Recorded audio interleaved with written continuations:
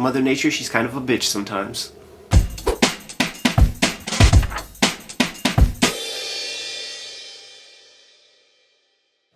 So I'm heading to Tokyo by way of Chicago. I know it's a first class ticket too, so I get to see what a lounge looks like.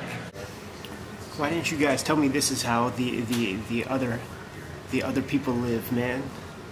With this trip here, going to Japan, I've just become more expensive because there's no way I'm not taking a big trip like this without these amenities ever again, man. Like, first off, check out that fly TV we got, and then we got rows of shit. Got a straight legit pillow, blankets and stuff. This is a nice touch. Slippers. It's your homeboy Ed Piscor here, hanging out in Japan, man. I'm staying in a town called Shibuya, and we are under a massive typhoon warning. They say it's like the worst one in however many years. I'm kind of homebound, man. I'm just chilling in my Creston Hotel PJs, betraying all wisdom and staying kind of close to a window right this very minute as I record this thing. But I thought, why not take the opportunity to give you guys some scoop on what I've discovered in the Japanese comic scene right at this minute. Keep in mind, it's still pretty early. So here are some ideas of things I want to do as I move and shake in this town, man. I still have to go to the Shueisha building. I still have to go to the Kodansha building. If there are any people that I'm connected with through Cartoonist Kayfabe, get me the hookup, man. I'll be able to. I clean up nicely, man. I'll put on some fresh gear. I'll be cool. I'll be humble. I'll be quiet. But just let me get through those doors.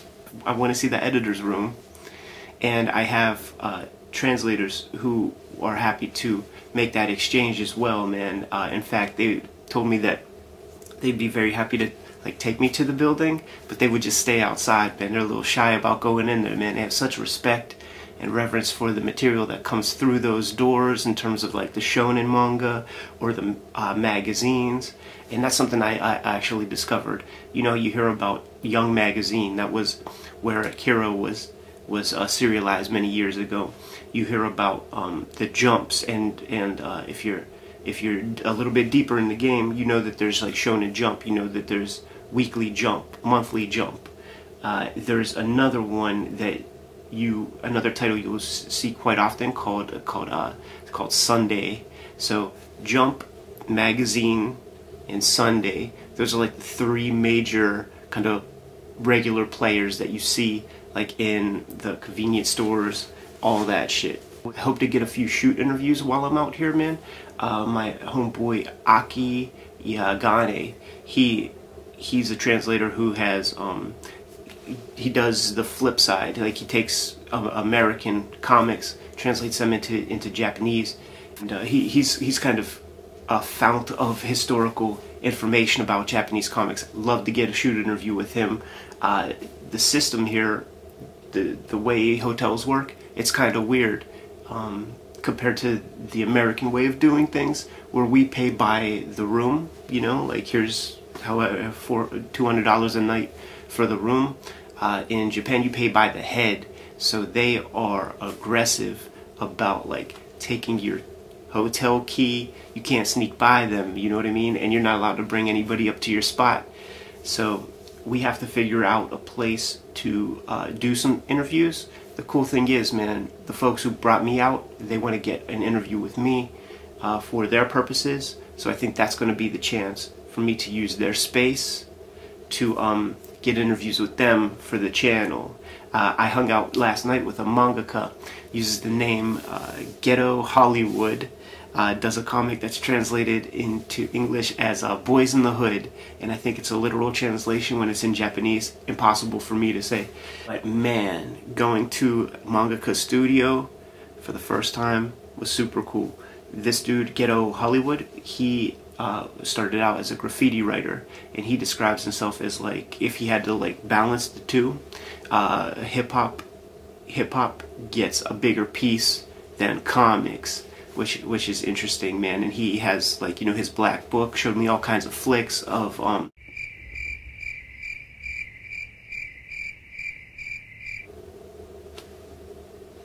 I'll cut that out. When we were at the studio though, pretty small space. He had an assistant in the other room. We pop into his very humble setting, and one of the knockout things that he hooked me up with, man, was show me his manga. He's fairly new in the game. He's been doing it for a few months actually, and he took time out of his day from working on the 10th episode of his manga to hang out with us, man, to give us some scoop and to just like let us catch that vibration, man. And he pulled out one of the magazines, and it's a pretty fly magazine too, man. It's like a porn in the front and the back, and then it has manga in the middle. But his shit isn't porn manga. It's a very weird model that they have out here. Like at the there are 3 convenience stores, 7-Eleven, Lawson, and Family Mart. When you go in there, the issues of Young Piece, like the new Tenko-Ben volumes of One Piece, are literally on a shelf right next to like crazy pornography manga. Like it's photo covers, man, with ladies with super giant boobs, and when you open those magazines up, there's some nudity, but in the comics, it's like full on hentai, tentacle porn, freaking crazy shit. Right next to the issues of One Piece. Japan, gotta love it. Anyhow, the mangaka, Ghetto Hollywood, he pulls out one of the volumes of his one of the latest episodes of his story in a magazine called SOS, and showed me this splash page, this splash panel that used that exact studio space we were in for reference. That was pretty gnarly, man, because it had shades of the Inyo Asano episodes of Manben, which is something that I've been bringing up with many of the people that I've been hanging out with, man, because my host, Pun P, was really, really cool, man, about hooking me up with other people who are into comics culture. I wouldn't call them full-blown otaku. I didn't have like people with blue hair coming up to me in sailor outfits and bullshit like that. Very real people who are in the industry, if not translators, journalists, reviewers, mangaka, and we're going to be meeting and hanging out with even more mangaka as the time goes by, man. So I'm going to get a very, very good sense of how the scene works by the time this month is over. I haven't been here for 24 hours yet, and we're already... Where are we going, Punpi? We are going to Nakano, Broadway. Yes. It's a sanctuary of manga. Yeah. And we haven't been here for one whole day yet, man. Yeah. You know why? Because this is a manga quest. Manga Quest. Yeah, yeah. Like Dragon Quest. You've heard of Dragon Quest, man, but this is Manga Quest. So I'm going to pick the camera back up once we head over to Nakano. How long do you think it's going to take us to get there? Like 15 minutes it takes. Awesome. But you can't dig that place one day. Maybe you must take 3 days. So a huge place. I'm here for a month, man. Yeah. Had the staff guy take us around, and it's an interesting store because there are many, many storefronts. It's called Mandarake. There are many, many storefronts that house like different... They specialize. So there will be like the one store that specializes in, say, model kits. There's another store that will specialize in toys from the 1950s, or, you know, vintage toys. Another store that warehouses like the newer manga. Another store that sells more classic material. So you know that's where I'm probably going to be for a little bit. And Jim was right. There was a store in the back that is just the shipping service. You know, so I even talked with those people, and they will send the books back to America for me. I brought 4 pieces of luggage. I brought 2 giant ass pieces and the carry-on and the personal item bag, not to mention backpack that I stuffed into one of these suitcases, man. So I think I'm going to be able to actually ship my luggage to Narita Airport when it's time to go, which I will definitely do, because I don't know about navigating through the streets and catching the Narita Express with all of this luggage, man. I feel like my poor wrist, which is not fucked up, but I am keeping it stable because I noticed some feelings in it as I was drawing that I didn't like. Anyhow, like at Mandarake, I'm going back. I was instructed to hit the manager guy up next time I come back, because he'll give me the connect, he'll give me the hookup, he'll take me everywhere I need to go. There's a Go Nagai book that I have to get and put under the microscope whenever the time comes, man. You guys will flip the fuck out when you see this thing, man. It's beyond an outlaw comic, put it that way. I think I mentioned earlier I'm staying in a place called Shibuya, and Shibuya has its own Mandarake, which is very, very good. There are things in these shops that I'm so stoked to grab, but I'm going to be switching hotels in like 2 weeks. The deal was I get put up in one spot by the people who brought me out for a couple of weeks. I was like part of the deal. I drew this DVD cover, and then since I'm out here, since I got that business class ticket, I'm gonna freaking maximize the chance of being out here. So I got a hotel for 2 weeks for myself, but it's in a different place. And when I go to that second spot, that's when I'm gonna do the bulk of my shopping. At the stage that I'm at right now, I'm in the phase of being like the window shopper in a way. Though I buy one thing a day. But I'm making all of these like decisions about like things I want to get, stuff that I need to have, shit that just looks so cool that we don't have right now. And I was able to zone in on a couple of manga that I was familiar with from old Shonen Jumps. In fact, one of the things I bought, haven't cracked it open yet, man, was this issue of Shonen Jump that I had when I was a little boy. My pops, he traveled to Seoul, South Korea for work, worked in the steel mills, and the steel mills went away in Pittsburgh, so everybody who stayed in that business, man, they went to other countries to teach those people how to do their job. Very weak, very demeaning, but it was what it was, man. And my pops came home with 2 issues of Shonen Jump from 1995. So I would have been 12 or 13, depending on the time of the year that my pops brought these back. And this is issue 14 of 1995, and I also have issue 7 with a bunch of Super Saiyans on the cover. Couple of years, man, before Dragon Ball really hit and connected, and I promise you, Dragon Ball was one of my favorites, Slam Dunk was one of my favorites, but there were a couple other comics that haven't yet made it to America yet, and probably never will, because they're actually not even that popular out here, but they look really freaking cool, and the episodes that I have are great. So there's this one called Bakudan, and it had 2 Tenkoben volume. I'm on the hunt for that, but everybody kind of like laughs at me and is like, you're not gonna find that shit here, man. But I'm trying to be quiet because these walls are paper thin.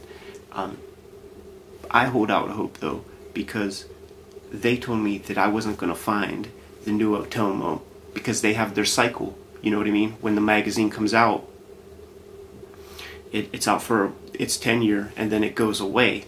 But I found a different bookstore, couldn't tell you the name of it, but it might even actually be in the same building as Mandarake, Shibuya. Anyhow, point is, I found that shit. Should have been a little bit more prepared. boom, got that new Otomo. You know, first new episode of a comic he's done in a long time, and still in the pack. There's a culture here where it's totally cool and acceptable in the convenience stores to like go to the magazines and just like pick up the mags and fully read them. Like there will just be like lines of dudes standing there on their lunch break, smoking cigarettes and like reading magazines like a library, and it's totally fine, no big deal. But when they don't want you to read, they put the shits in the little cellophane gimmicks, man. And it was real funny the way I found this thing, because the people I was with, they knew I was looking for it, and we were out shopping. Like my friend Aki, he was showing me like a bunch of different shops that weren't that far from the hotel, and one of my friends literally was resting his hands on it as we were like looking around, and you know what I mean, he had his like fist on it as we were looking around, and I looked down at his hand and I'm like, that's one of the things I've been looking for in a major way. The new Otomo episode, I think it came out about 6 or 7 months ago, and there were some of the homies, some friends like Josh Cotter, he was over here with his family and he picked up the new Otomo, and I was massively jealous. Pretty much the whole trip was me just coming out here trying to get this. But what I discovered was that it was a sequel to a much older book that Otomo did. This is one volume that I did not... what am I doing? Like a gaijin. Where's the front? This is a book that translates loosely or tightly to War is the title. And Otomo did it early 80s, I believe, before Akira. So this is like one book that I just didn't have of Otomo's, and I saw it and scooped it up immediately. And the fact that it is a prelude to the new one was very cool, very like fortuitous. And from what I understand, this is part 3, so part 2 never came out. That Katsuhiro Otomo, he is ambitious to say the least. Learned a few things about Otomo while I was out here.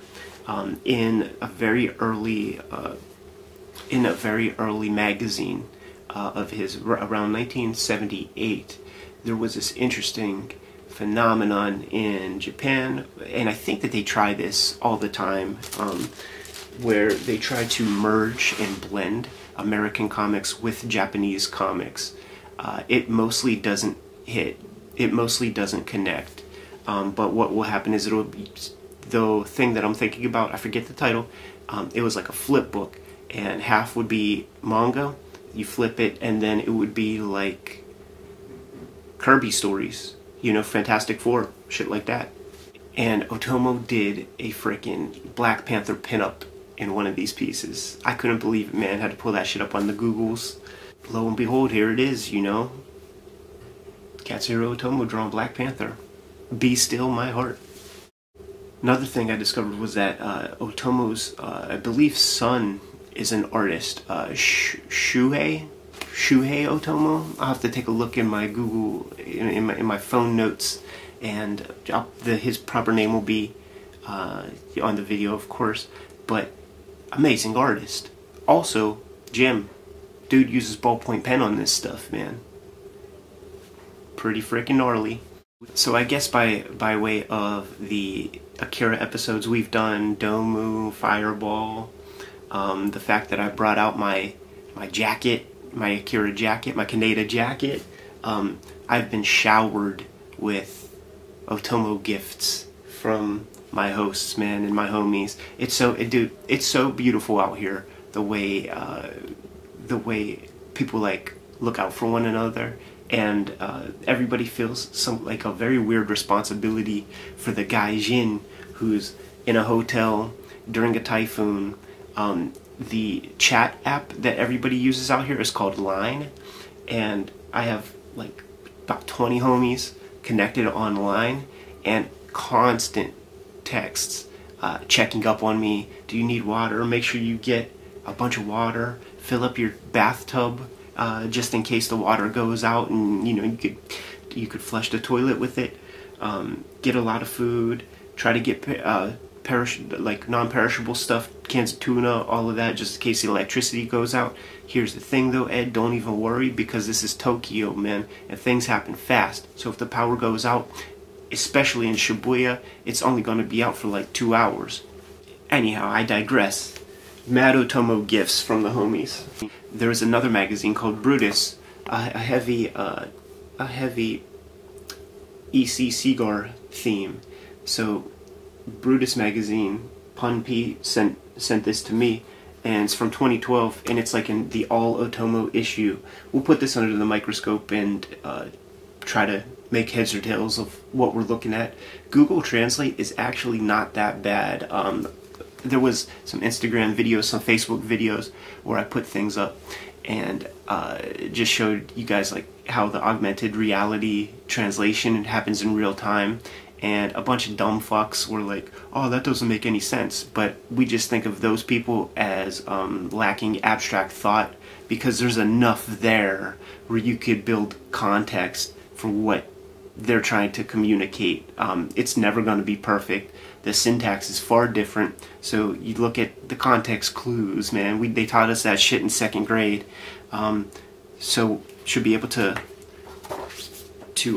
decipher a lot of things in here. And in fact, there's a comic called Park in here that we'll be putting under the microscope, and it's a very simple story about just like people in the park and like communicating the different kind of economic stratum, the different kinds of personality types, all kind of converging in a public space. Just like the great cartoonists in America who have transcended the art form and went into other forays and avenues of commercial art, Otomo did the same. So he did this album cover for Dove Loves Dub, Takyu Ishino, and he did the front and the back.